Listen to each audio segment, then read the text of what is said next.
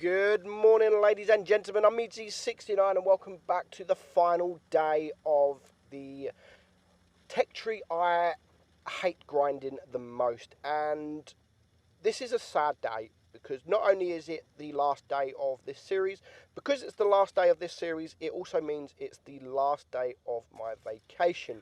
So by the time this video reaches you, I'll be on my last day in Dominican Republic. By the time this comes out, I think I'm leaving in the evening time, so I've still got today to enjoy the nice sunshine. While it's pissing down a rain, very cold at home, I will be enjoying 30 degrees temperature for my final day. I can't tell you at the moment if I've had a great time because I'm obviously recording this before, but no doubt I will be having a fantastic time in Dominican Republic, the Caribbean. So the last tank on my list of is the grill. The grill line, everyone plays the line, everyone grinds to get the grill. And I love the grill. Not a lot of people love the grill no more because all the TDs around it has been getting buffed and the grill's just been left alone. The grill hasn't been touched since it was nerfed. And I think when it was nerfed a while ago now, it got nerfed on the speed and it got nerfed on the traverse. I really do think that Wargaming should just give that tank back the way it was. Considering all the other TDs around it have been buffed, except for the Death Star, of course, I really do think that the grill should and deserves that buff back. However, I still love the tank. I still think the tank is fantastic. It's still one of my favourite tanks in Tier 10, my favourite TDs, especially in Tier 10. And what I love about it is the accuracy, the damage, the speed, everything about the tank really is lovely. And you can see here, Whiffy, I think it's Whiffy, he's a patron of mine. He sent me this in just before I started recording this, and I was just going to use a different replay, but I thought actually this sums the grill up perfectly. So it's 5 against 6, and Whiffy has been brought down almost to a one-shot to a lot of the enemy tanks. And what he's decided to do is flank around, and he's going to now trade damage for distance. And he's going to use this wall in front of him as some protection. Now, I love that about this tank. You can just get around the map ever so quickly. And he has done exactly that. However, his team is dying. He's still on 2,200 damage, so he's still done a pretty decent job. And now he's going to get a nice juicy HE 934 damage into the STB, putting the STB down to a one-shot. So even though it's 4 against 5, that is going to change, but there is a lot of tanks that are very low hit points. The grill is one-shot, the STBs are one-shot. There's only a couple of tanks to really be careful of. So unfortunately, he's not quite getting the shot off on the STB, sorry. And there's also a Death Star, an M103, an E100. So it's now a 2 versus 5. There's a lot of work to do. He's a one-shot or a two-shot to the medium tank. One shot to the ST, I think, if the ST shoots HE. So he's just going to wait to see if he can get some shots, see if there's any tanks that are going to come up this little hill here. The ST1 is getting deleted by the Object 704. Now the STB goes towards the Object 704. There's the grill, needs to take that grill out. Luckily for him, the grill gets stuck, so he's now bringing it down to a 1 versus 4. And now he's just going to rush around as quickly as he can to help his Object 704. So he's going to get around there pretty, excuse me, he's going to get around there pretty quickly, but the Object 704 hasn't got a turret. So if that STB gets behind him, then the Object is in a lot of trouble. And it's still a 2 versus 4. There's still a lot of hit points to get through. The ST's a one-shot, the STB's a one-shot, and luckily he does come around the corner.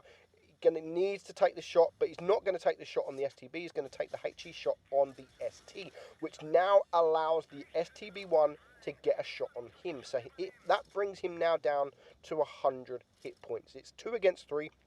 There's still a lot of work to do. Now he's going to poke forward. The Death Star takes out the Object 704, so it leaves a 1 versus 3. He's just going to wait for this STB to make the mistake, and there he does make the mistake, bringing it down to a 1 versus 2. However, the Death Star is a one-shot, so he's just going to sit back and he's going to wait for the Death Star to come around the corner. The Death Star shouldn't have done that. The Death Star, that was silly.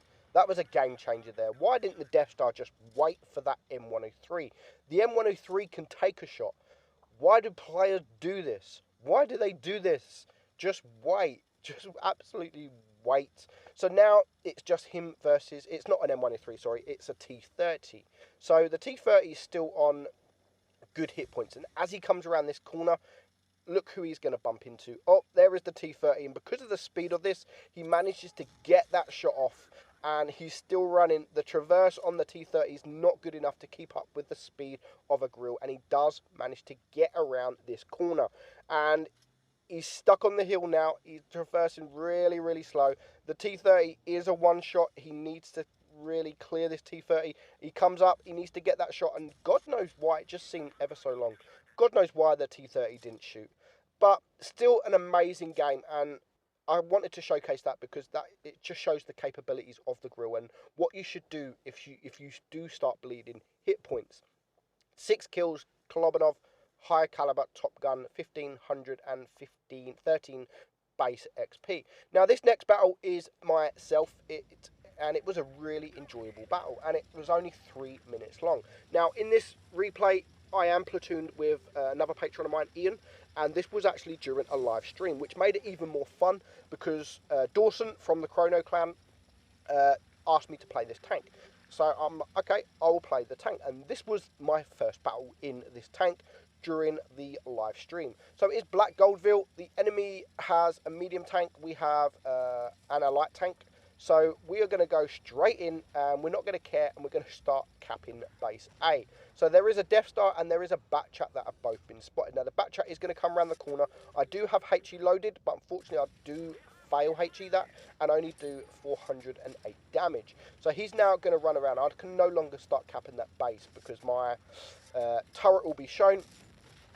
We do luckily take out the Batchat before the Foch can get some damage on him. So we're just going to sit here for now. No one is spotted. We do still need to really be careful of that Death Star. We know that there's a Death Star here. Our AMX-50B has been taken out, so it's now at 6 on 6. And now I've just spotted, luckily I've just looked as that Death Star has shot. So we're just going to roll forward. We are going to get shot from the FV-4202. However, the Death Star has gone, and that is actually the only shot I'm going to get in this game taken on me. So you can see the XP I'm on. I've only been shot once, and that is the only time I'm going to get shot this battle. So we're now on 1600 damage. Not too much damage. I mean, we have played quite aggressively, and we're not going to end there. We're just going to go heads up, and we do spot the side of a 268. So on my travels, I am going to stop and get a side shot into him, and I'm going to carry on with my travels and help my teammate. So the FV-4202 is now a one-shot, so we're just going to cliff dive here. We're going to lose a little bit of hit points, but we don't care. Unfortunately, we don't get that shot. But we do get a nice shot on the ST1. So it's now a 4 versus 3. I'm up to 2.9k damage. Oh, no, I don't want to see an E100 in front of me. So I am going to let Ian go first. The E100 has shot, so we're going to poke up. We was going to take a shot on him, but then I realised that there is a 268 there. We're going to snapshot him, and we are going to clear him. So it's now a 3 versus 2. So me and Ian are just going to deal with this E100. I'm going to wait for him to shoot, and then I'm going to poke forward to get that shot. So Ian is almost a one-shot. However, I still don't want to be shot, because if I get HE'd, I could potentially almost be dead. We're going to wait for the E100. We do get a heat shot into his tracks now. For some reason, of course, the E100 doesn't want to know me. He wants to clear the tank, which is absolutely fine. He's going to clear tanks instead of damage, which is fine. But we do allow, that does allow me to take care of the E100. And now we've got the grille left. We're going to come forward just so he can't HE us. And as you can see, we are going to get a juicy HE shot into him. 1077 damage.